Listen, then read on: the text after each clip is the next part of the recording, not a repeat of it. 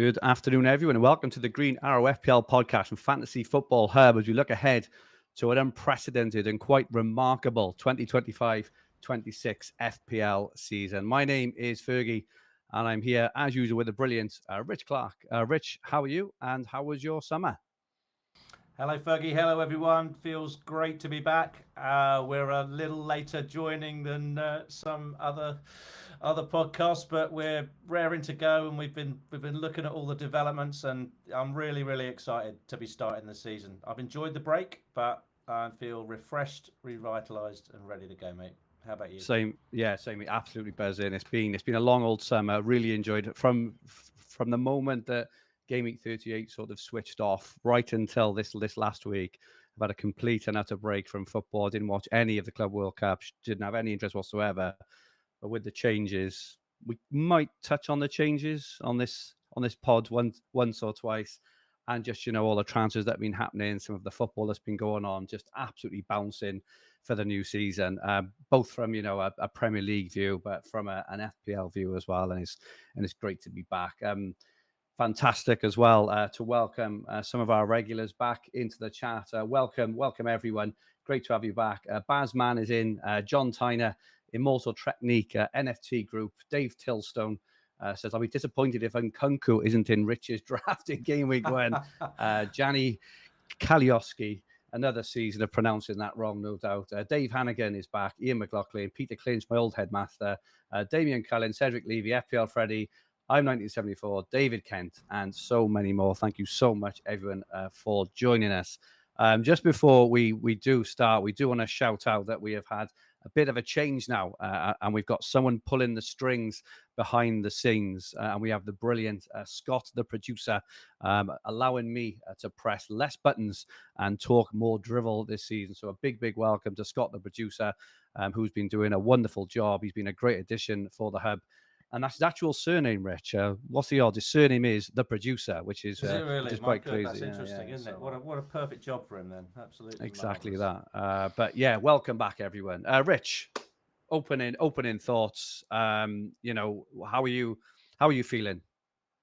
I'm feeling really enthusiastic. I think the game needed a bit of a makeover, didn't it? And it had been fairly stale for quite a few years. We were always talking about new chips coming in, and although we got this mystery chip last year that came in mid-season, I'm not sure the Premier League really knew what they were doing at the beginning and what it was going to look like. But that's one of the changes that's actually disappeared. We're not going to have an assistant manager this year, but my gosh, have we got some other changes that we need to consider. And on the whole, I like most of them. I think having had a couple of weeks or week and a half to digest what those changes are, look at some of the impacts on the game. I mean, I don't know about you, but I've never known a pre-season with so much to consider before we've even started the game, in terms of the new players we've got to choose from, the new rules that we've got to consider, all the chip strategy we've got to think of straight out the gate. I mean, there's a lot of prep. You can't just casually put a team together on the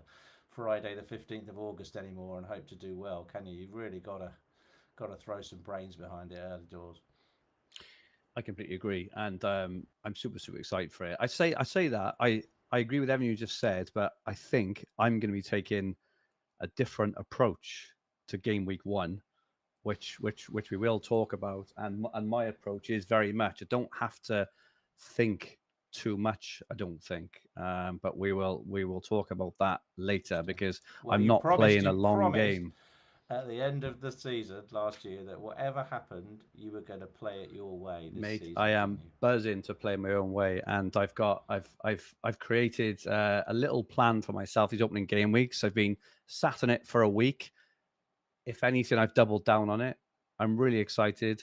I think it won't go down very well. People will see it as unnecessary, too aggressive, all my chips in one basket, so to speak, and all this sort of stuff. But yeah, should we just before I unveil for the wider audience my plan? Should we just talk firstly about about double chips in general, Rich? So how do you feel this is going to impact the game, and how does it impact your initial thinking on your approach to the season? Yeah, I mean, for those that maybe haven't been keeping up with all the changes. We now have a set of chips to use in each half of the season. You see on the screen there, there's a line down the middle. You now have a wild card, a free hit, a bench boost, and a triple captain that you must use by end of game week 19, I think it is. So unlike other seasons when the trend had been to save your chips for the second half of the season, when we get the double game weeks and the blank game weeks and help you navigate, you'll still be able to do that, but you get a whole new set of chips after Christmas and a set to use now. So that brings a lot more flexibility for fantasy managers. It will drive increased engagement across the game, particularly the beginning. And I can see, how can I describe it? Chip frenzies in the first few weeks, perhaps. Chip fever. Come on. Chip fever. You can spend the whole of the first month playing chips if you want to, or you might want to play uber conservative and have 8 chips from the end of November. It really does give an opportunity to go in different directions for fantasy managers, and it's all done to drive engagement. The Premier League know that the player base shrinks, or the engaged player base shrinks after the first couple of months as players don't do well, they lose interest, they've spent their chips and they drop away. But this will pick people up, and if we can sort of add the AFCON 5 transfers into this chat at this point, not only have we got 8 chips to use through the season, we're going to get our transfer war chests topped up after game week 15, I think it is. So an extra 5 transfers if you have an empty transfer chest. At that point, everybody will get their transfers topped up to 5 just before the December Christmas fixtures. So there's a lot of... You could argue that they made the game easier for the casual player, and perhaps they have, because they want the casual player to stay engaged in the game and still have something to play for in the second half of the season. Agree. You might just have to shout a touch, Rich. We can have a bit of feedback there. That is quiet. So Rich, we were just about to go live.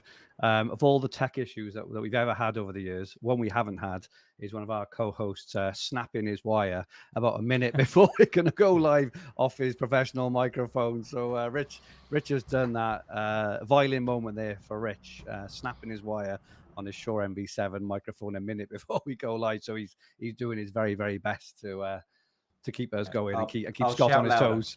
Shout louder. Yeah. Okay. So yeah, I think in terms of chips, Rich, I completely agree. I think that it makes the game really exciting. I think one of the things, and I think I've been quite open with this over the years, I think the game has gotten a bit bland, very samey.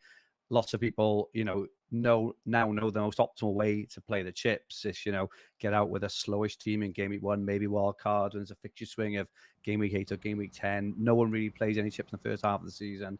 And I think this is like super, super exciting in many ways. But I think the most exciting thing for me is there's no precedent, and no one can say, right, that there's a right or wrong way to play anything, because we just simply don't know. And I think that's the most exciting thing for me. I think my overarching feeling is that a lot of casual managers, so say, for example, we start on game week 1 with 11 million managers or 10 million managers. My feeling is a lot of people will get really excited. They'll see all these extra chips, all these extra opportunities, and they'll play a lot of them. And my feeling is that if you play a steady, sensible game early doors, there's a really good chance we'll get left behind. Even out of the, say 4 million people play a chip in game week 1, and into game week 2, maybe it's game week 3 or game week 4. It only needs a few of them to hit and do really, really well against our team, which has to do well even to semi keep up, right? If you're not playing chips, my feeling is you're going to have to do extraordinarily well just to keep up with those. So even if you are doing well, even if you score, an amount of points you'd normally be happy with, my feeling is you'll still be down in the millions. And I've decided this year, and Rich, I'm sure you were the same after last year, we don't want to be clawing ourselves back from 8 million come game week 6, 7, 8, 9, 10, no.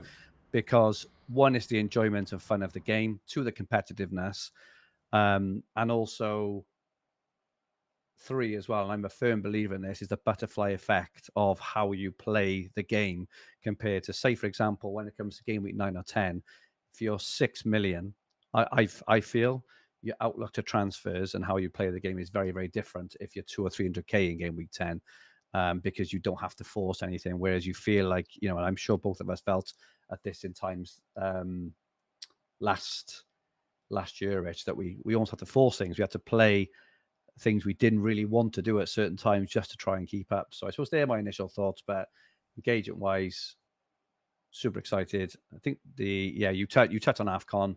Don't think they're maybe that necessary, but again, it does lend itself to, in my view, again, aggressive early play, because you're going to get your top up from game week 16 regardless.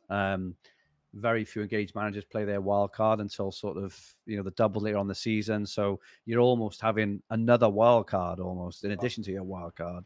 So I think aggressive play is the way, and that's the way I'm going to be playing. So yeah, I think I certainly planning to play reasonably aggressively myself, and probably there's a reputation of having been among the most patient players. I think one of the criticisms I'd had of myself for last year was I was too patient out the gate. I thought I could just passively get to 5 transfers, and it didn't work. It didn't work out well enough. It didn't work because you just we need a faster start, don't we?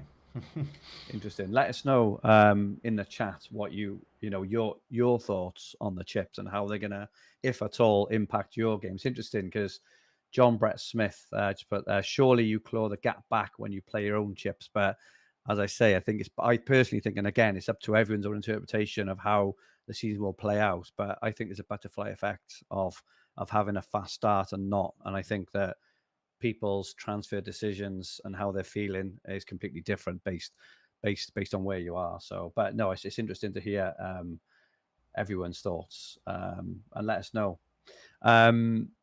Let's have a look, Rich, onto defensive contributions. Another massive change to the game. What are your initial thoughts, on the contributions themselves? And again, are you going to be taking them into account much when you're choosing your team? I think this is probably the change that sent the analytics guys and certainly the technicians at the hub into the biggest tailspin in terms of getting all the tech sorted out, all our algorithms, all our predicted points, and all that sorted for game week 1. It's certainly opened up a whole new set of players from teams that we wouldn't normally consider. Again, I think you'll look at a template team, it'll typically be made up of teams that are the most attacking, have the best defensive records. FPL was a fairly simple game when you got all your players from Arsenal, City, Liverpool and Chelsea, wasn't it? And now you're looking at the likes of Everton, Forest, Villa, mid-table teams that maybe don't see a lot of the ball in games. I'm sorry, Villa fans, that's not fair. But a lot of the teams that do a lot of defending now can get you a lot of FPL points. So when we look at some of the individuals involved, you'll see that the highest retrospective scores from last season came from teams like Everton and Forest, who just do a lot more defending in the actual games, and therefore they're going to get more clearances, more interceptions, more tackles, etc., and therefore likely to earn those precious 2 points. So I think it's great because it's just going to lead to a much wider player pool that we're picking from, far more different teams, and yeah, I'm looking forward to it. I think, however, I've seen a lot of drafts in the last couple of weeks. Some of them I've gone for it 100%. Every single defender in the draft is a high DC probability person. I don't think we mustn't forget attacking returns. We mustn't forget clean sheet potential. So your Gabriels, Absolutely. Your Daniel Munozes, your 8 Noris, they are not necessarily going to get you DEFCON points, as I think it's now called, but they are going to get you goals and assists and clean sheets. So it's a balance, and you need to cover it, but you need a mix, I think, in your early team. Yeah, I think how I'm going to approach it. So in terms of my draft, I've got 2 or 3 players who I think are on this list we're looking at now, which is courtesy of the Premier League. But they are players I'll be looking at anyway, I think. So I think how I'm going to look at it is in terms of my 3 to 4 either premium players or the core of my defense. I'll be playing sort of week in, week out. I think I would have had a Forest defender anyway. I think would probably had a Liverpool defender anyway, and things like that. So players like Milenkovic and potentially Van Dijk, if Trent would have been there, probably gone for Trent. Sort of had he been right back still, but to get the contributions, I think you're looking for very, very stable 90-minute men with a lot of attacking threat who are up here in these numbers anyway. So for me, Milenkovic, I'm really surprised of how low his ownership is, specifically Milenkovic's. I know he's 5.5. I know he's sort of 500,000 more than the rest of the sorts of players in that area and for his team. But I think he's a really outstanding pick, particularly as Forest play home in both game week 1 and 3. I don't think they played particularly well. I can't remember if it was either this morning or last night. But Milenkovic and Van Dijk are probably two players, for haven't example, they kept who 3 clean sheets in pre-season already, Forest? I think it was more the attack one looking great, right. But I'm very surprised to see how little ownership Forest defenders have got compared to others. Even though I think Gabriel of Arsenal didn't play today, did he, against Spurs because of a concern? So we may see a few switches from Gabriel to Forest defenders, Milenkovic, for example, as it gets closer. I think in terms of the rest of it, I certainly won't be choosing, my premium midfielders, for example, off the back of, if they get any points, great. I very much doubt that my key sort of, attacking premium mids and forwards are going to be, hopefully not going to be in that period of the pitch to make these defensive contributions anyway, because they're going to be scoring the goals. But there are certain players, there's players like Anderson, Forest, and Caicedo for Chelsea, who at that price point, a couple more around there, who maybe if you're looking for a fifth midfielder, probably not a fourth for me, but a fifth that you can put them in it if you've got that gap. So I think my strategy is to maybe sort of align with it where it fits in, but I'm certainly not going to be, it's not going to be one of my top 2 or 3 factors, which I normally look at, which are things like, the team they play for, their minutes, their attacking threat. Maybe it comes sort of 4th or 5th in that list of factors I look at, for example. It's definitely not in the first 1 or 2. I'm definitely not going Tarkowski as the number 1 name on my team sheet, for example. Even though he could be, I'm sure it'd be a good pick certain points in the season. It has to align with those other factors and, and come in the right way for me. So how is it impacting your starting 11 at the moment of 15? I think I've gone for, I've swung around from, putting drafts together with all of them, having high DC impact, certainly in the back, to having a balanced mix. I think where I am at the moment is like 2 and 2 across the back. I've gone quite heavy on the budget in the back, because the pricing's so good this year across the board that you have to make compromises in one area of your team. Even if you're going without Salah and Haaland, you still have to make compromises in one area of your team if you're going to go heavy on another, and that's a really good thing because it makes you think. But in the midfield, I've definitely got going to have one of the 5.5 DC impact players. I just think it makes sense to have them as like the first bench player. I spent most of last year benching Morgan Rogers' points as my fifth defender, and we don't have a player like that that's sticking out as a 5 million attacking gem just yet. So having a Caicedo or an Anderson in that spot, makes sense to me.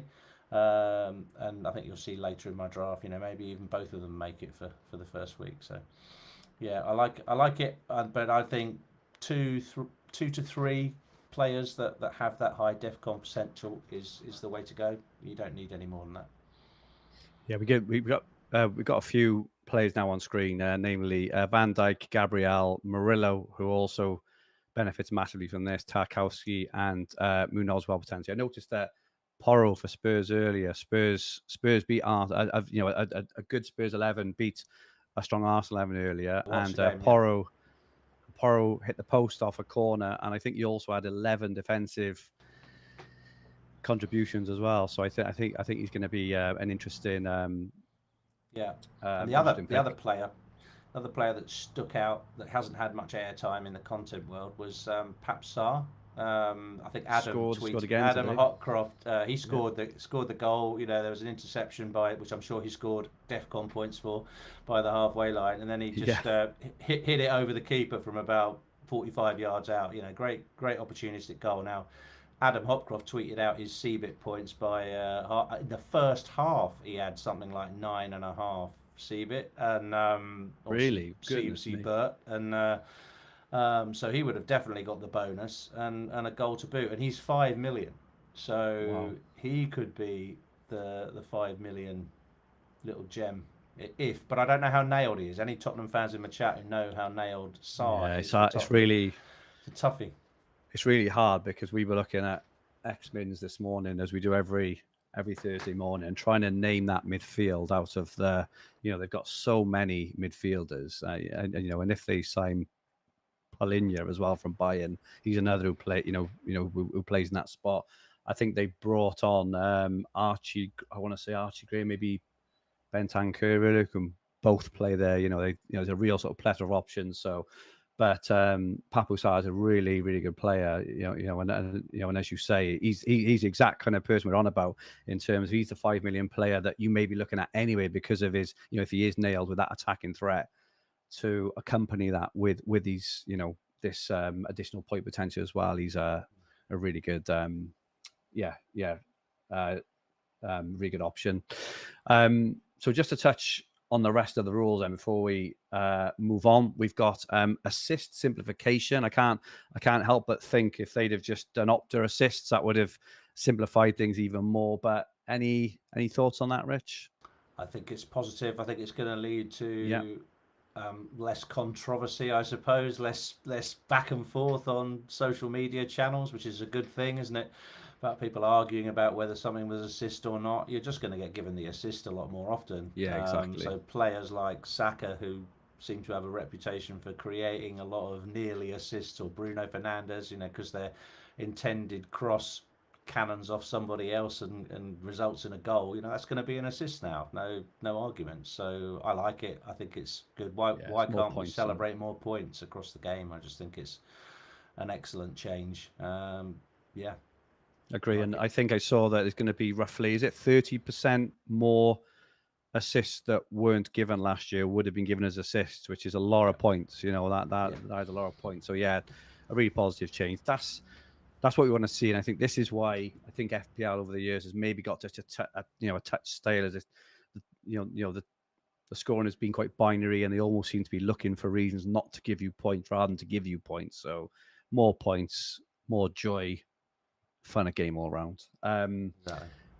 BPS changes, probably not too much. There are plenty of other pods who go into all this in detail. I suppose what we want to ask on this pod specifically is, again, how it's going to impact your play, your selections, if any at all.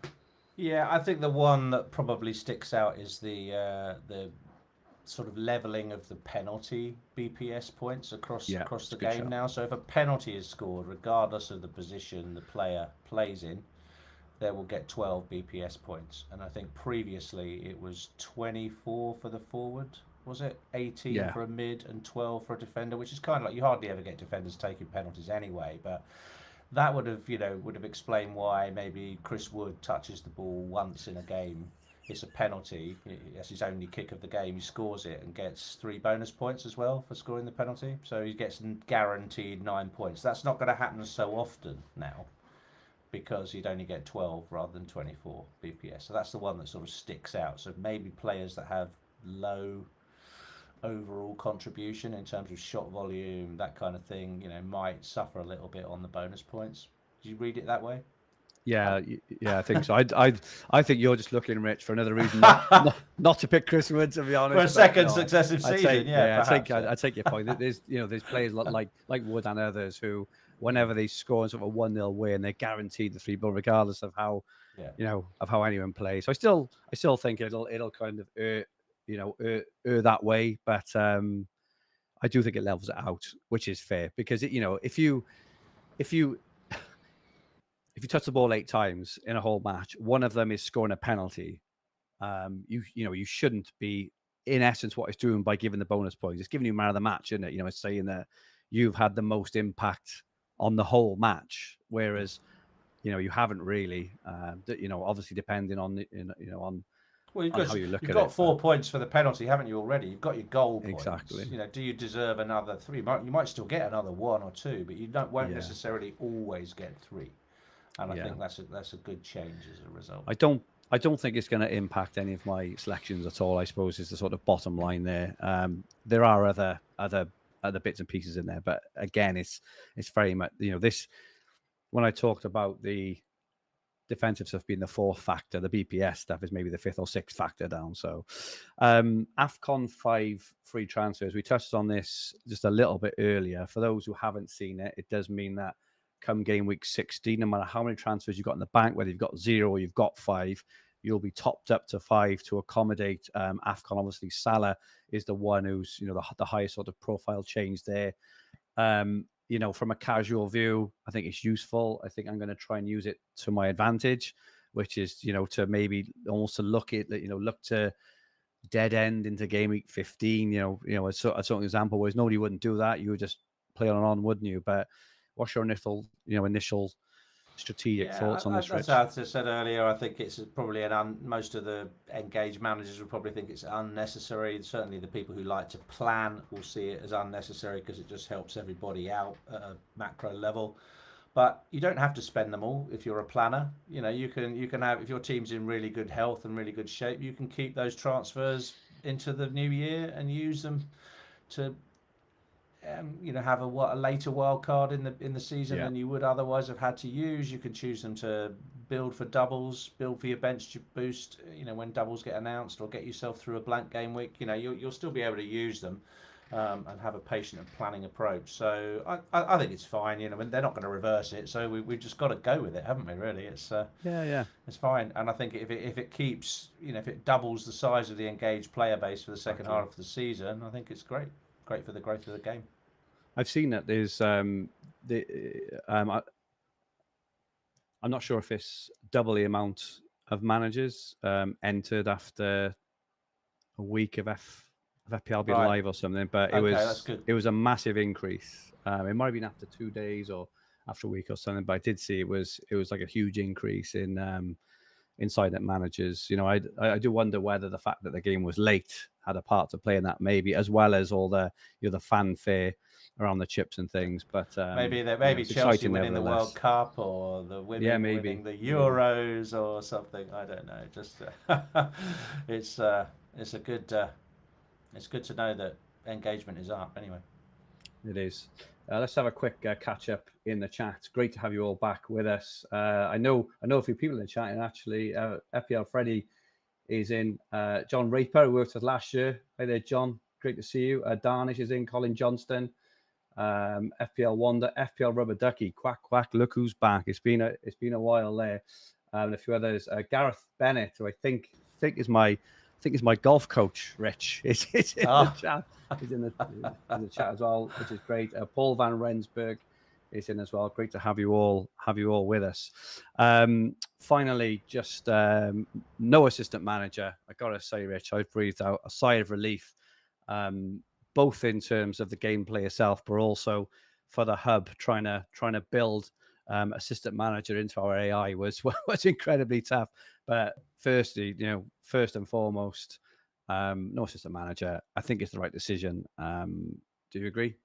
I do. It was almost like a 3-week period when you were just betting on a team and nothing else mattered, and it didn't matter about players. You couldn't use any other chips. It was weighted far too heavily in terms of points that you could gain versus the other chips. It was very high variance, and football isn't about managers or betting on football teams. Exactly. It's about betting on players, isn't it, and and how they perform. So I think we're all pretty happy that one's gone. I mean, 1 or 2 people liked it, and I did all right. I think I got 44 points out of it, so it actually helped me get back some of the ground I'd lost. But it just sent us into a tailspin, didn't it? The way they parachuted it in, and yeah. How did it make you feel, though, Rich? I suppose I was after saying I think I had an average sort of asthma.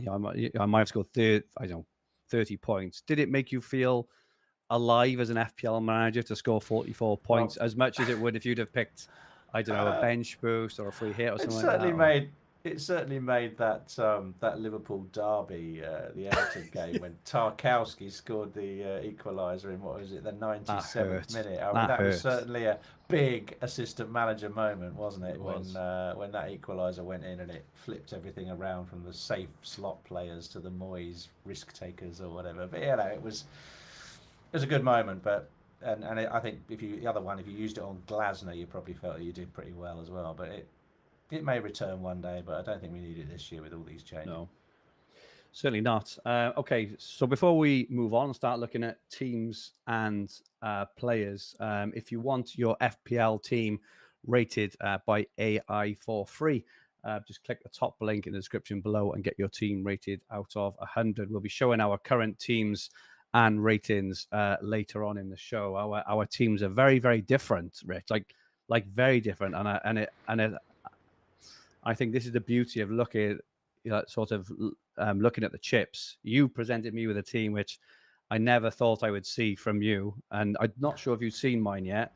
But mine, you're probably looking at and saying, "What the hell are you doing?" So it's going to be really interesting to look at those later. But we will present our ratings later and our plans as it stands for game week 1.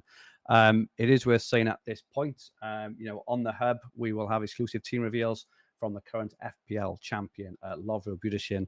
And I'm very pleased to announce that Lovro will be joining us in the next week or two on the Green Arrow live to run through his thoughts ahead of the new season as well. So that is going to be absolutely fantastic. So let's take a look now, Rich, moving forward at the fixtures. Yes. Top of the shop, we have got Nottingham Forest, as we touched on earlier, who've got some very, very I think important assets going into these opening game weeks. They play home in game week 1 and 3. They're home to Brentford, away to Palace, home to West Ham. The reason I'm sort of cutting off a game week 3 is because we have got a big international break at that point. Sunderland, home to West Ham, away to Burnley, home to Brentford. Villa, home to Newcastle, away to Brentford, home to Palace. So a nice set of opening fixtures for Villa there as well. West Ham, Sunderland away, Chelsea home, Forest away, and Chelsea home to Palace, away to West Ham, home to Fulham, and Spurs are also home to Burnley, away to Man City, and home to Bournemouth. So they're the teams with the best fixtures down the bottom. It's really interesting. I think my first observation, just before I move on quickly, there's no big teams that have got a stellar run of fixtures, is there, for the opening sort of 3, 4, Not 5 out the games, which gate, is no. good. Not out No. the gate. So and right down the bottom, Newcastle have got a tough old run. Have Arsenal. United are down there as well, as are Palace and Liverpool. They're 14th and 15th as well. So it's a really interesting mix of fixtures. So what's your initial thoughts, Rich, on how to attack the season from a fixture perspective? Well, I think it obviously depends on chip strategy. So I think first of all, you want to have a high level think about what your chip strategy is going to be, because that will affect what you do.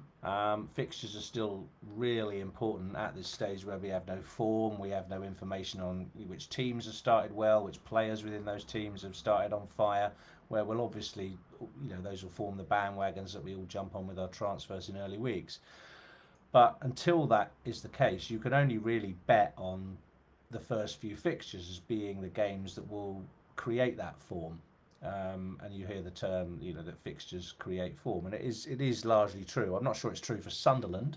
I think Sunderland will probably get relegated unless they start spending really big beyond the likes of Granit Xhaka and others that they may have brought in. So Sunderland, however, if you're looking for that player for a bench boost, if you're looking for that fifth defender or fifth mid, may provide you with those fixtures with someone you can start the season with, and I don't think that's out of the question, because of the fact that you could quite easily have a Sunderland player on your bench boost who's cheap, and you can maybe go back to him when they play Burnley, and you maybe go back to him when they play one of the other promoted teams later on, because they've got all their fixtures front loaded. So I think they're okay, but you've got some very bankable teams in Forest, Villa, Chelsea, and Tottenham, who have excellent fixture runs, to start with. Well, good fixture runs to begin with, that you can put your faith in for those first 6 fixtures. And then if you're planning an early wildcard, if you want a wildcard around game week 7, which is one of the windows that's being touted, Yeah. You can switch it all around when things flip a little. I mean, one thing you might want to do, and our ticker does do this, is when, if you can identify a week where you might want a wild card or you might want a free hit, you can delete that week from the ticker and then resort it. And if you do that, then teams will jump right up to the top of the Yeah, ticker. So, for that's instance, right. if you take game week 6 out for up when Arsenal play City, I think it is in game week 6, or no, City, I think in game week 6, who they got? Burnley, is it? And that's a week where you might think, I've got to have Haaland for game week 6. So you delete that week and then you resort. All of a sudden, Arsenal, they go to number 1 in the ticker over the first 12 weeks from Wow, position 19 in the first 6 weeks. So it creates a crazy. completely different picture for you if you are certain you want to free hit a wild card in certain weeks, or you make a plan like that, and Yeah, therefore you can load up your team thinking, well, I know when I'm going to execute. I'm happy to start with Arsenal players in game week 1, even though they're away to United. I'm not bench boosting, so I don't mind if that's a draw or something like that. I've then got Arsenal players for that Leeds fixture in game week 2 when I might want to captain Saka or captain Gyökeres or whatever. So um, the ticker's really important at this stage, but absolutely. it's there to be tinkered with. What you're showing here is like the standard version, but it's Yeah. heavily customizable. You can sort it any way you like and remove weeks. So hub members, I would advise to go there. Yeah, I completely agree, Rich. And it's, I suppose, the big difference from when we show this normally, pre game week 1 up until now, really the only chip we would ever consider using normally is sort of wild cards. Sometimes an earlier wild card around game week 4 is probably the earliest when we would generally think about using it. But the fact now we're having to look at the ticker in this much sort of intricate detail because there are all these chips available to us is really, really interesting. And yeah, as we've said, it just makes for a super, super exciting season. There's been a lot of, sorry, just, what was I going to say then? Lost her a second. Just, okay.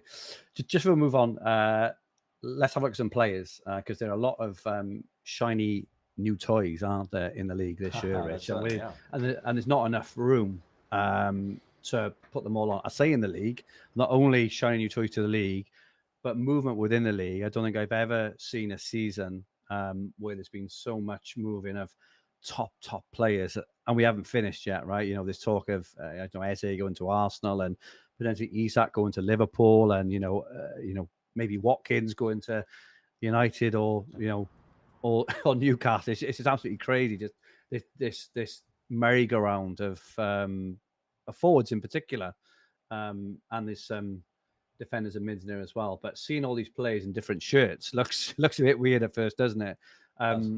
We've got five players on screen. João Pedro to Chelsea, Kudus to Spurs, Cunha to United, Kirkes to Liverpool, Leighton Norrie to Man City. There's numerous other ones. Rich, which you think, I suppose, are the most important ones for FPL, and which have you got your eye on?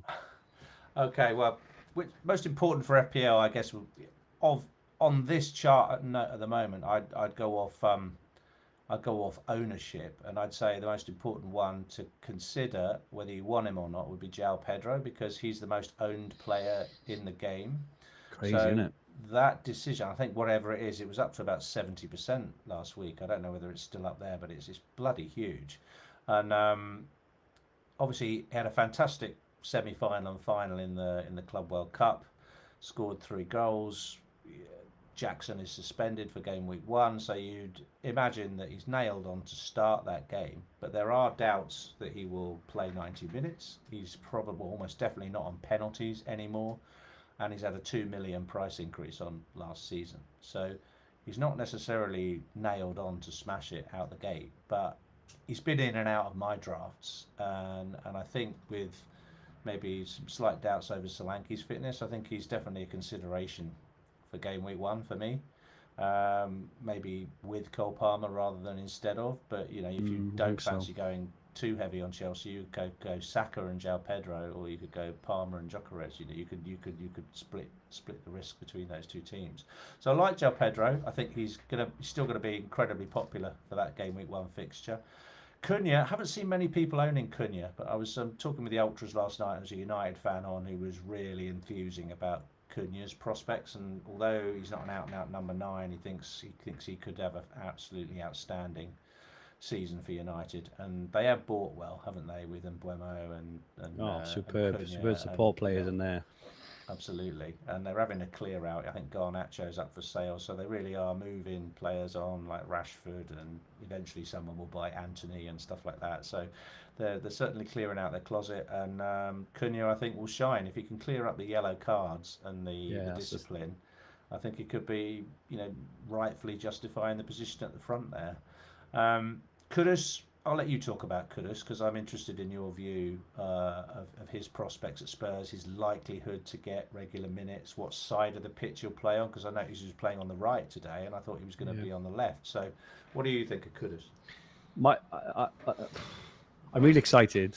I think wherever he plays, he'll do a good job. I think that Johnson, is probably more nailed on the right-hand side. There's been rumours of some potentially leaving. Tell hasn't really managed to find his place in the team yet. I think my only concern with Kudus is just the amount of players they've got. Don't know, what he's going to be like at Spurs. I think he's been really exciting. Don't know what Thomas Frank is going to be like at Spurs either. So it's hard to tell. I think if the preseason signs are that he is going to play in that front three, then he's definitely worth the risk at 6.5 million, especially with Burnley in game week 1 when you look at some of the other fixtures. But he's the kind of player, and I'm just always nervous going with players where you wouldn't be surprised if he didn't start in game week 1, and it's just purely because of the amount of players. If Cunha, for example, if he's fit, will definitely start in game week 1, and there are lots of other players. There's lots of other players from the 6.5 million, which will as well. So that's my only concern. I seem to be in the minority with that. But again, when I've been looking at the Spurs expected minutes, the options they've got on midfield is just crazy. And on the wing, I think they've got something like 12 to 14 viable midfielders. So you wouldn't be surprised if any of them played. So I personally think at the moment it's a wait and see.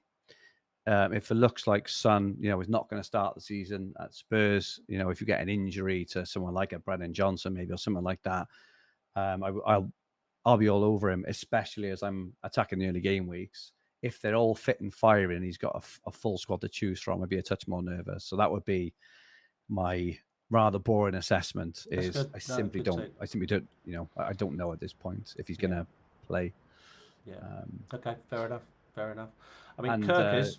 Go on. Kirkers, we mentioned him. I mean, we could probably cover Kirkers and Frimpong in one assessment here. The thing is, the trend in the last week and a half has been it's all about centre backs in our squads because of the DEFCON potential is just higher. They're more likely to spend 90 minutes on the pitch. They're more likely to be doing clearances than attacking down the flanks. I think you've got a player in Van Dijk who is that type of player. Also is has attacking returns and will chip in with the DEFCON points. So I think he's probably for me a better pick from that Liverpool defence than Frimpong or Kirkes. And you've still got Bradley and Robertson that could threaten their minutes and could quite easily get some Premier League game time. They're not just going to be playing them in the League Cup and Simicast. Rubbers in the he gets Champions minutes. League. Exactly. So there is some competition there for their minutes in early doors. However, we saw. I think Liverpool. I didn't see much of the game yesterday, but I think Frimpong got an assist yesterday for the Wirtz goal, or for maybe the second goal. Putting a lovely cross from the side. So I think they're good players that they brought in. Liverpool, if they get Isak, I think they're gonna romp it. Especially if they get Isak. I think they might if they don't have Isak, but exactly. They look and then Ait Nouri at the back. I think that is it. It is. I think I think his attacking returns for Wolves were off the charts. Now, if he hasn't got much, is he the new Cancelo for City? We've got so much choice here to make. You can't have them all, can you? No, it's superb. And this is just, as I say, like a snapshot of players. If we take a look on the next slide, there's a couple of players here, Rich, who we haven't even mentioned yet, who could have the potential, depending on future signings, especially in Liverpool's case, but to turn the game on his head. Ekitike is coming at 8.5 million, which I think is so at the moment he's in my team. Spoiler alert, based on the fact that Isak isn't there yet. Obviously, if Isak goes there, it could change everything. Yeah, what does that do? Well, yeah, if he's the starting number 9 for Liverpool, I think that's incredible value. If he is a starting number 9 at Liverpool, obviously, and Gyökeres, who was before we do the whole season, can we get the pronunciation of that right? Oh, I'm guessing, mate. I don't know. You know, do you? Well, I think it's Gyökeres. Gyökeres. Okay. Gyökeres. If we call him Gyökeres for a whole season and we get it wrong, we're going to get so much stick, aren't we? So, if we're saying it wrong in the chat, let us know. But let us know in the chat if you can like spell it phonetically for us, but how you say it, that would be really, really useful. Gyökeres is what we're settling on. But yeah, he's coming at, was it 9 million? 9. Two seemingly incredibly priced options, if they are, as we hope they will be, the number 9s at their respective clubs. And I must say, I do think Arsenal have bought well. It must be said that Liverpool have bought well. They're going to have an outstanding season. I do think Arsenal have bought well, and I think they're looking as well to have a good season as well. So what are your thoughts on these two, Richard? Are either of them anywhere near your team? No, I really like Gyökeres. One of the reasons I watched the game today was I wanted to see how he looked when he got some minutes. He only came on after about 76 minutes today.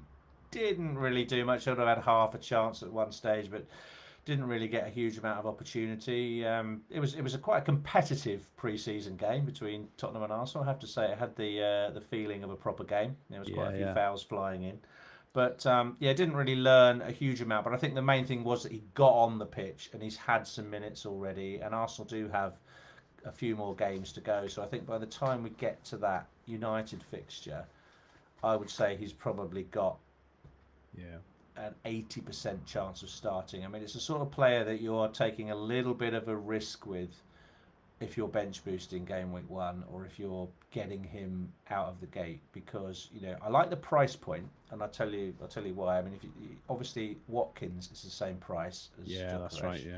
9 is a level where you can pivot off it and get to Isak if that move completes in the first month. So we've got another month for that transfer to rumble on, and maybe won't be done till the end of August. But basically Isak is 10.5, so you can get to Isak from Gyökeres. You can get, if you wanted to flip to Haaland by selling Salah at some stage, or Palmer, you can get up to Haaland from a 9. It's harder to get up there from a 7.5 or a 6 if your floor is at that level. So I do like covering the price point for game week 1, and I'm just keeping an eye on the pre-season minutes, and also if he gets a couple of goals and looks good, then I think he's going to be in for me, mate. I just like the structure.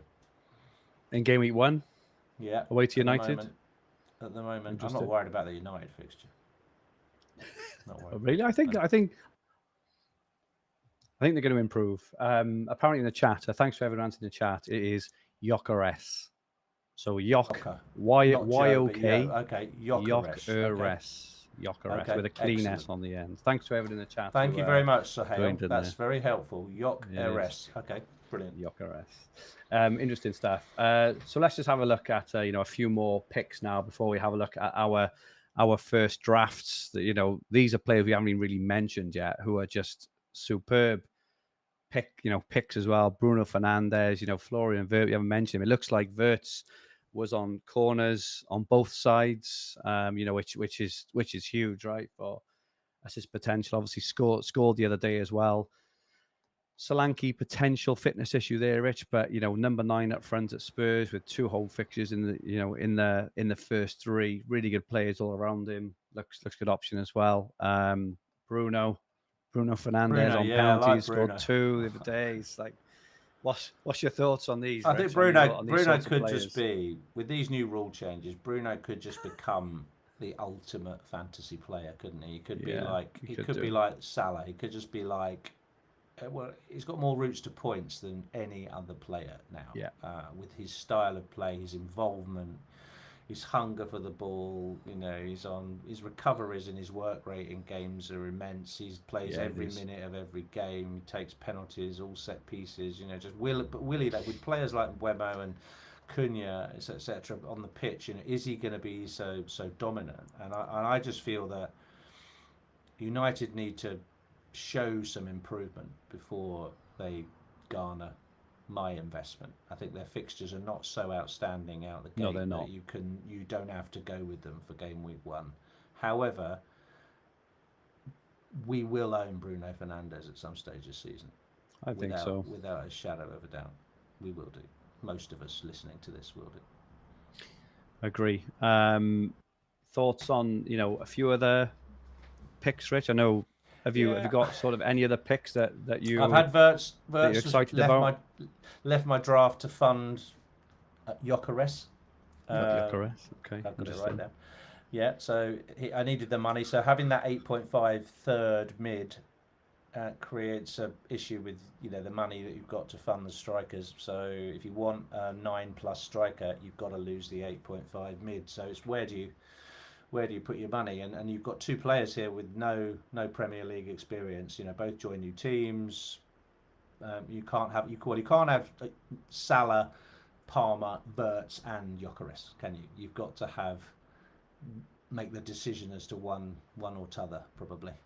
And I like Verts, and I think he could go really well. And I may end up going back there if there's more clarity on maybe some of the cheaper strikers who might be moving around. Let's say Visser moves and goes to Newcastle, and all of a sudden Thiago becomes a really good option at Brentford for 6 mil, or Muniz goes to Leeds and he's available at 5.5. So all these little slots in the puzzle, we need them to fall into place over the next few weeks so that we know where to put our premium money. And that's probably what we're all waiting for. But I think Verts is going to be a 200 club man, who get over 200 points this season, I expect. Yeah. What are your thoughts on Salah, Rich? I just want to chuck up the narrative first. Yeah. It absolutely naff all in the final quarter of the season last year. It looks to have done nothing so far in pre-season. Saw a couple of comments earlier on X that he was just hugging the right-hand side, wasn't really involved. But his record in game, he's 33 years old. Says I as a 45-year-old looking down on a 33-year-old. Yeah. Fixtures are okay. Game week 1 fixtures obviously pretty decent against Bournemouth. 14.5 million when you take him out of the team, and I'm sure you've had a look yourself, Rich, when you can see what you can do with the money. What are your current? Is he purely at the moment just a game week 1, play it safe, cover pick, get off to an okay start, or is he actually objectively the player, the 50% owned star player that he has always been? What are your thoughts? He starts the season very well. He does. So some players, he's still one of the fittest players in the Premier League. Yeah. He starts the season very well. So his age doesn't matter. His age might start to matter in the last third of the season, which we will, after playing all the European fixtures and 1 or 2 knocks, and obviously you've got AFCON, and normally when he has an AFCON, his performances do tail off a little bit afterwards, and he might get injured coming back from AFCON, but his ownership and his popularity as a captain, I think, for me, it's just such a risk going against it from game week 1 that you're really sort of, what's that Jon Snow picture when he's standing there on his own and the cavalry are all charging towards him and he's going, come on then. It's like that. That's what you're doing if you go without Salah in game week 1. You're taking everybody on at that initial juncture, because if he bangs a hat-trick against Bournemouth, you are 10 million, and you haven't got it. Definitely. It's not you haven't captained, you haven't got it. And I remember I had that period last season where I didn't own him and I got absolutely creamed. So for me, I'm not repeating that. Not out of the gate. He will be in my team, and he will be my captain against Bournemouth. There we go. I just had Daniel in the chat say terrible end of the season and a record-breaking 344 points. Yeah, Thank God exactly. he finished poorly. Yeah. And Tobo Pat says he looked the sharpest Liverpool player in the first half yesterday. Could have ended with 3 assists. Interesting one we haven't mentioned him yet off Keith Rowley. Mark Gui to Sunderland has got the here we go. He could be a play-in $4.5 million. Good. Well, that's nice. That's the sort really of thing good we player need, really. well. That's the sort of thing we need. Definitely. Yeah, some interesting points of view there. It's beautiful though, isn't it? Because there's people throwing exactly that. I've got a no Haaland, no Salah draft. Look at what I can do with the money. This is marvelous. Those people, what are they doing? Bloody idiots! Exactly. Give them a show. Give them a show to host. give them a show to host. I'll show you one now in 5 minutes. Exactly. Good stuff. So yeah, with that being said, Rich, let's have a look at your current game week 1 team. Right, what did you say? Is it April Fool's Day? You said to me yesterday when I sent you this, didn't you? Rich sent it to me in the chat, and I said, "Is it April Fool's Day?" Much as I can't believe the state on this team at the moment. But all right, well, I would what does say, the hub rate? What's the rating from the exactly, mate? And this is it. I think you're actually rated. It's 92%. 92% for game week 92%, which is really strong. That's your game week 1 rating, and a 91% overall rating. So it's pretty strong. So what do I know? I'm not too worried about. I think you can sit and play with my team and get it to cough out a 100% team if you try hard enough, right? But that's for game week 1. You don't just play game week 1 as a free hit and then walk away, do you? You've got to set up for the coming week, so you shouldn't really expect to have 100%. So your team rating is 91%. So that rating on the left is your overall sort of 5 game week horizon. I'm reasonably happy with that. If I can nudge it up towards 94, 95 once we know all the information. Yeah, of course. I am in 90% in the bench boost camp for game week 1. 90%. I feel strongly. Breaking news. Strongly enough that I'm bench boosting game week 1 to say it now. It's really funny actually watching the narratives. On the first day the game launched, it was like people go, "Oh, bench boost 1's a no-brainer, right?" And then I've seen it all dip back down with people going, "Oh, I don't think I'm bench boosting now. You just don't have enough information." And then the following day, someone comes out and goes, "Oh, it's a no-brainer. Here's my bench boost team, and I'm going long. I'm not wild carding early." And the narrative goes like this, doesn't it? Week after week. So yeah, this is a bench boost team that I will. What, with 3 away fixtures on your bench, Rich? Possibly, yeah. Away to Liverpool keeper as your bench boost keeper. This is why I touched on the April Fools. Because it's set up for the long game. It's balanced and it's set up for the long game. You're not going to do much on your game week 1 bench boost. Mate, honestly, look, Petrovic and Verbruggen rotate really nicely for the first 12 game weeks. Okay, so that's with a rotating 4.5. You're bench boosting, Rich, and isn't that all about sort of optimizing the 1 week? No, not really. I don't know. Not okay, mate. Okay, no, I mean, I think Petrovic he'll get a couple of save points up at Anfield. I'm sure he'll do okay. Couple of assists. Verbruggen's got a nice home game. I mean, obviously these strikers, we've talked about the fluidity of movement. Visser almost has to leave Brentford for Thiago to slot in because he's the penalty taker. He's only 6 mil. They haven't really got anyone else. They've sold everybody else. They have sold everyone else. So I don't know if they're going to create any chances anymore. But anyway, Thiago should be the main man. And he was brought in to replace Ivan Toney, if you like. But then he's pretty much spent the whole of last season injured. And so Thiago's there as a placeholder. And also I've got Mayenda, who's the Sunderland striker, who's got a nice fixture against Leeds at home. And according to Andy Martin, who's a bit of a championship expert because he was a Leeds fan, he reckons my end as the pick from Sunderland in terms of attacking. Well, Mark Gui has just signed for him, so maybe he is. Right, okay. Maybe he is now the new pick, but you've got the Sunderland.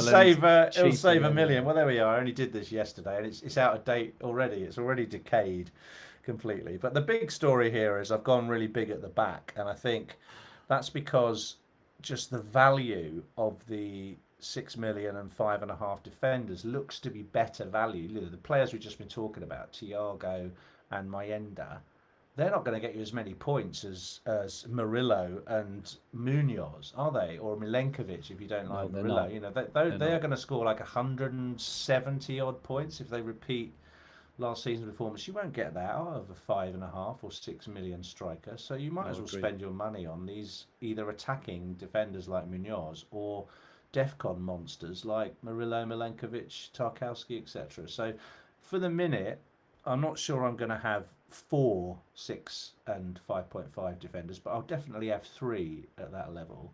And I'm just making up the numbers with Goodmanson, who's a 4.0, you know, whatever you call it, bench fodder, because I haven't got any money left. And but he's got Everton at home, so I'm only going to play him once. He's going to play one game for me, and he can have Everton at home in the first week. Now in the mids, I've got Salah, Palmer. They'll be in most teams. Rodgers is my pick for the mid-price bracket. I think Rodgers he scored again with Watkins, didn't he, in the Villa's game yesterday. I think Rodgers, he played every game for me, or was in my squad for 38 weeks last season. He's had a price rise, but he's just nailed on, and I like him, and Villa's fixtures are good. So he's an easy decision. Then I've gone for both the DEFCON recovery monsters in Caicedo and Anderson. So Chelsea and Forest covered from there. Now, both these guys are getting the extra 2 points in roughly 60% of games.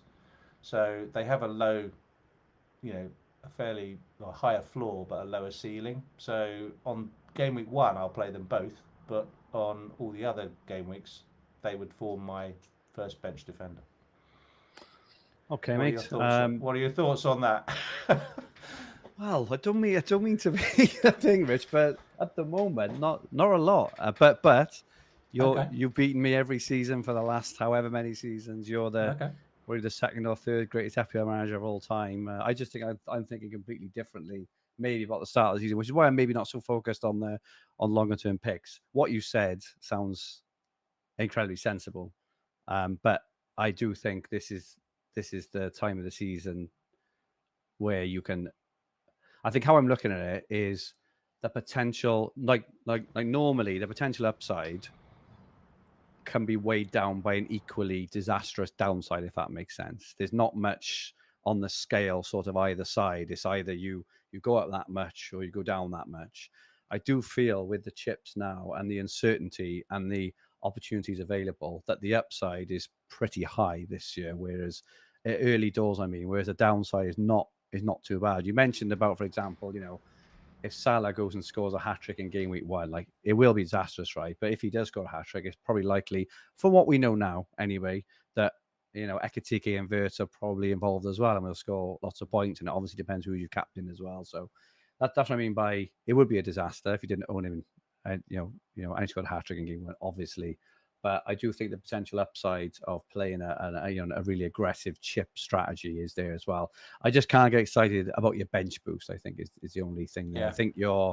I can't see many points of your bench boost. Is what I'm saying. No, but my expectations are. Who knows? My expectations are quite low. I think if I can get 10 to 12 off the bench, I'd be really happy with that. Or 10. We've had 3 separate comments, Rich. Yeah. Saying who the F is Goodmanson. No, well, there is that. There's more. They've said SAJ, Hilty-Kuhn, and Harry Dawson has all said you're better off bench boosting that team in game week 2. Right. Interestingly enough, so maybe. Yeah. In which case, I'd probably have the Esteve or Esteve in Burnley, but because he's got Tottenham away in game week 1. He's probably more nailed and got a nice fixture against Sunderland in game week 2. Yeah, so bench boost game week 2 could be an option. Yeah, if you can hold out. But then you risk the decay, don't you? You risk the injuries. You risk the the jeopardy of needing to use transfers to patch for your bench boost. Part of the appeal of bench boost in game week 1 is you're going to get all the information right up to the deadline on that Friday. And then be able to say, well, I'm not having Solanke because he's still injured. I'm not having Gabriel because he hasn't kicked a ball in pre-season. You can just put replacements in that are fit and nailed and have had good pre-seasons and so on, and then just cut that risk down. for game week 1, and that's why it's appealing. Otherwise, you might as well wait to whenever. You might as well wait to game week 5 or after you wildcard, because you've then got that week of games that you've got to get through, which always causes you to take a -8 to get 8 points. Of course. Yeah, definitely. All right, buddy. Mate. I Look, get it. I knew it'd be controversial. But Mate, I've just done it. Don't listen to me. I've partly done it to demonstrate, we wouldn't have had. I didn't have a Nottingham Forest player for the whole of last season, defence or attack. I certainly wouldn't have had Anderson and Caicedo in my team. But what I'm trying to say is that we are now considering these players. Maybe Definitely. not as extent. I maybe over-egged it on the DEFCON on this draft, but you see what I'm getting at. And you'll be getting loads of DEFCON points, but not much else. Nobody goals and assists. Goals or clean sheets. Or maybe appearance points. That's different. Anyway, enough now. Show me what's going to win FPL then, buddy. Come on. I will now. I'll show you now. Firstly, Rich, you had a team rating of 92% there. If you want your own team rated, if you're watching or listening, just click on the link below and get your team rated for free. By Fantasy Football Hub. We've got, so much on there as well. If you do want to sign up and get recommended transfers, join our WhatsApp groups, all our AI, our fixture tickers, our predicted points, anything you can ever imagine to do well at FPL, 50% off now as well. And if you don't win your mini league, you get your money back too. So just to take a look at that. Right, Rich, I'm going to put my team up now to take an absolute hammering.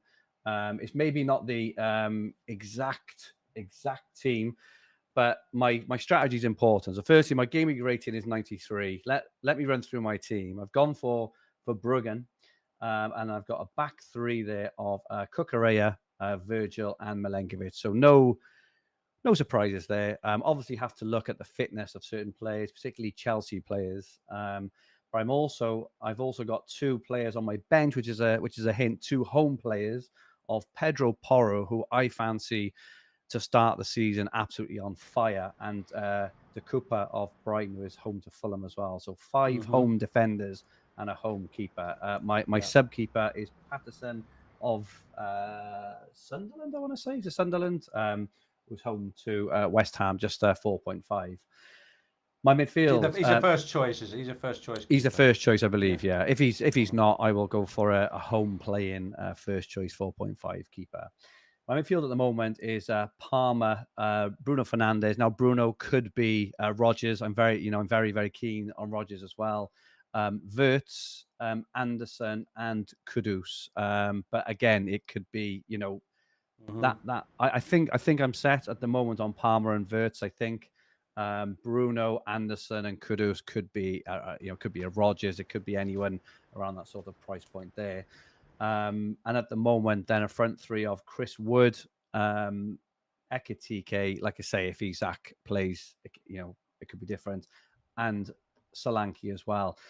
Now, my strategy. So this is very much dependent. If you notice here, it's got 15 home players, and I will be playing a bench boost in game week 1, and unsurprisingly, and I'm pretty excited about it because I think that is, it's a very good game week 1 team, but I also think it's a very good game week 3 team because every single one of those players, I believe, are also playing at home and has a reasonable fixture in game week 3 as well.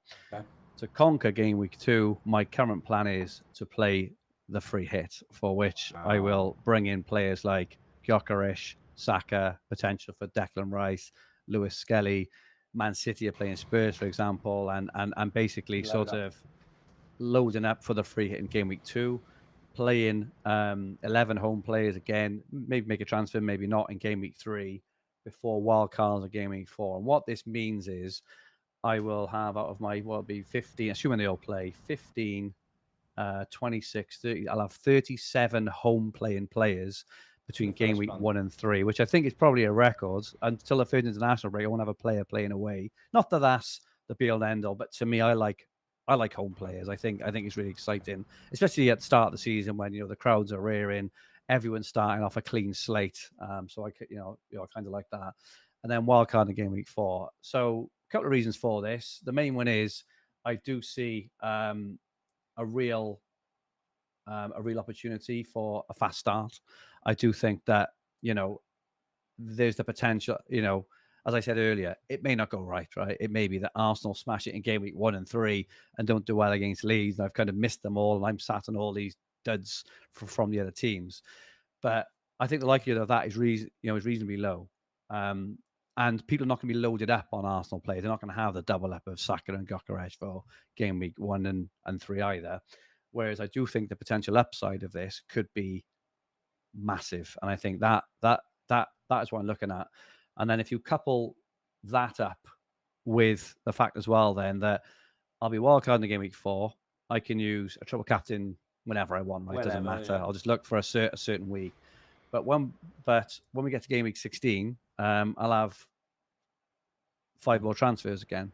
But what we opened up with right at the top of the show is that, one, I want to play my own way this season. This is completely my own thinking, and I've had no influence on this whatsoever. I think, we did a Hub Ultra stream last week, and I was talking about it then, but like with my complete fresh eyes of like, oh, look what we can do. Oh my good, look what we can do. Look what we can do. And I haven't changed on it, and I've not changed at all. And I think it's a real opportunity to really steal a march and get, even a 30-40 point league into game week 4, complete fresh wildcard team. We're going to know a lot more at that point about the new transfers. Gyökeres, is he in? Is he nailed? Ekitike, the Isak stuff, maybe Kirkes stuff, the Frimpong, all these what ifs and me. We're not really sure who's going to start well from Spurs. Is Kudus absolutely nailed? All this sort of stuff. We're going to know by game week 4 that they're thereabouts. So I just feel like it's a real opportunity, and one I don't want to pass up, because I think that the potential upside is massive. Well, there's huge upside there, but you're going to be taking on the horde of Salah captainers with Palmer as captain, presumably is likely to be your captain. I'm not completely against having Salah. I suppose I would say I'll 100% be doing that strategy. Whether or not I have Salah may depend on whether things like, if Isak signs for Liverpool, or if there's an injury somewhere else, or whatever. I'm not, as it stands at the moment now, I would go against them both. I would go against Salah, all being equal now this minute. Excellent. If FPL was kicking off tomorrow. Such fun, isn't it? This is going to be such fun. If FPL was kicking off tomorrow. We are doing different things is great, isn't it? It's great. And I think everyone will. I think you're going to go roaring out in front with this. You're going to be like the hare and the tortoise, isn't it? That's what it's going to be. You're going to be out in front, romping away like someone in the Tour de France that pegs it down the road ahead of the peloton in the first stage and wins the first stage, and then has to curtail. Well, we will see, mate, because like I say, I do. It's a fair point, and obviously, the actual point then of people will be using chips all the way through. But by getting them all out of the way, I can just play week on week on week. I can save transfers back and just play normal FPL rather than think, right, I want to play my bench boost in game week 9.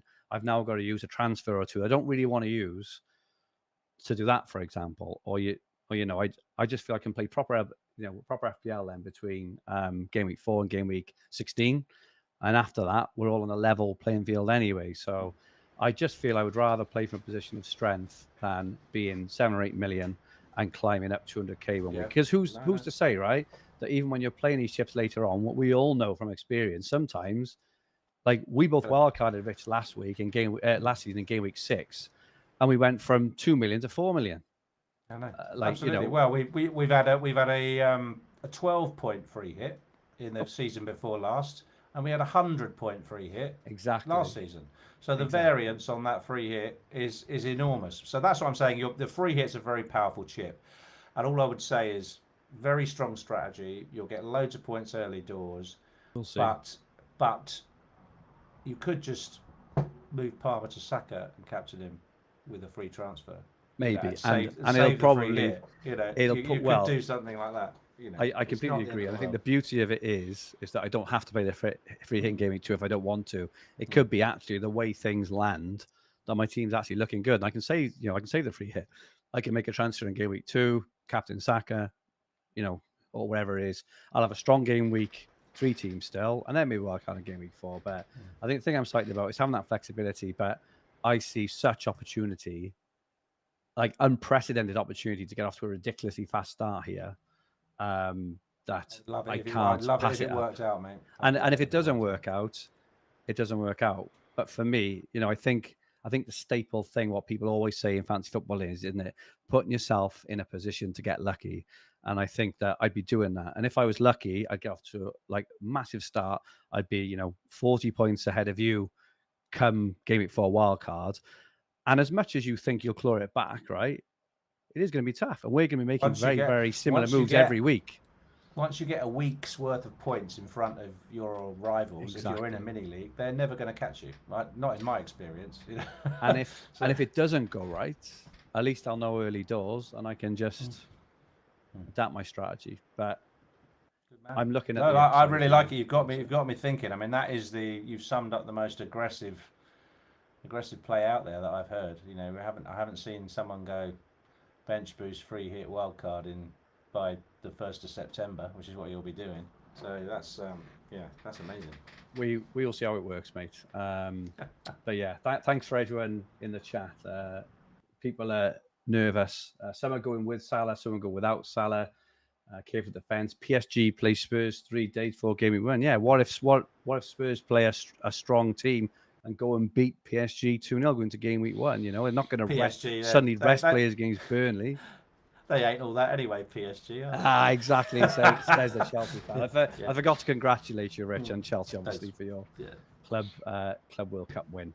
But that is it from us for this week. Thank you so much to everyone who joined in the chat. Those who are going to watch it back and those listening on the podcast version, your support, as usual, is very, very much appreciated.